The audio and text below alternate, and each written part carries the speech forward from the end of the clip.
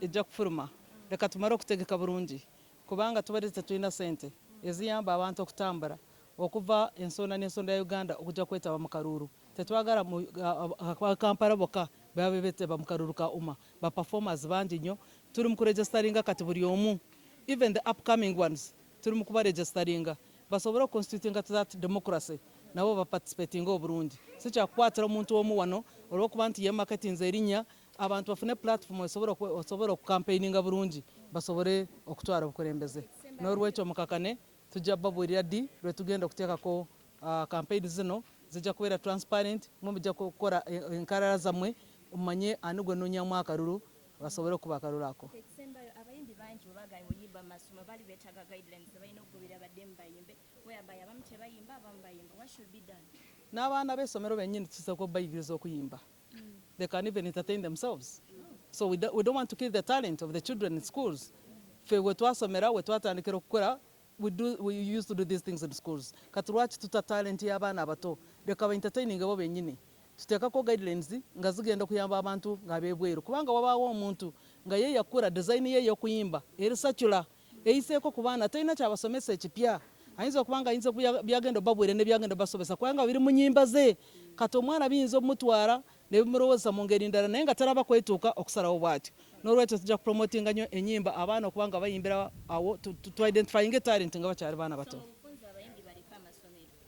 abayimbi balina space yaabwe bagenda mu space yaabwe bajja kuorganizinga programs zaabwe nazo bazigendemu naye ate ndowooza somehow there was an oversight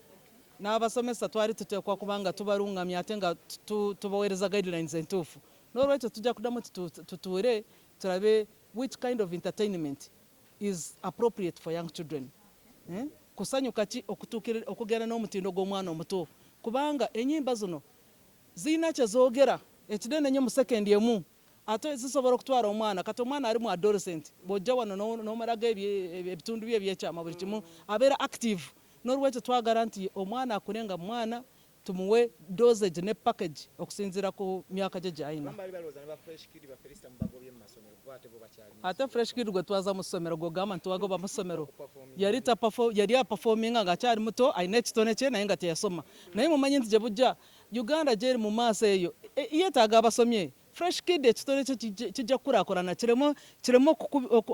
okubeera wano mu Uganda wokka